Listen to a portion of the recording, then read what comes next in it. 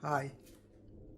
பக்கவாதம் என்றால் என்னவென்று உங்கள் எல்லோருக்கும் மிகவும் நன்றாக தெரியும். பக்கவாதம் என்பது நமது உடம்பின் சில பாகங்கள் திடீரென வேலை செய்யாமல் இருப்பதை பக்கவாதம் என்று கூறுகிறோம். இந்த பக்கவாதம் வருவதற்கு திடீரென இது ஏற்பட்டாலும் இது வருவதற்கான காரணங்கள் பல வருடங்களாக நமது உடம்பில் இருக்கும் நோய்களின் விளைவுகள் தான் இந்த பக்கவாதம். பக்கவாதம் திடீரென வெளிப்படுவதற்கு காரணம் மூளைக்கு போகக்கூடிய இரத்த ஓட்டத்தில் அடைப்பு ஏற்பட்டாலோ அல்லது இரத்த குழாய்களில் வெடிப்பு ஏற்பட்டாலோ இந்த பக்கவாதம் வெளிப்படுகிறது.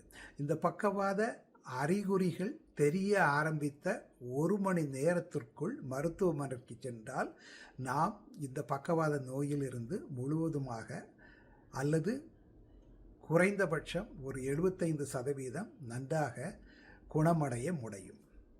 இந்த பக்கவாதம் வராமல் தடுப்பது நம்மளுடைய கடமை. பக்கவாதம் வராமல் தடுக்க வேண்டுமென்றால் இதற்கு அடிப்படை காரணங்களாக இருக்கக்கூடிய சர்க்கரை நோய், இரத்த அழுத்த நோய், உடலில் இரத்தத்தில் இருக்கும் கொழுப்பு சத்து, உடல் எடை இவற்றை நாம் கட்டுப்பாட்டில் வைத்து கொள்ள வேண்டும். புகைப்பிடித்தலை அடியோடு நிறுத்த வேண்டும். நன்றாக உடற்பயிற்சி செய்ய வேண்டும். இந்த பக்கவாதம் வருவதற்கான அறிகுறிகளை நாம் முன்னாடியே கண்டறிய முடியும். அது எப்படி என்பதை அடுத்த காணொளியில் நாம் காணலாம்.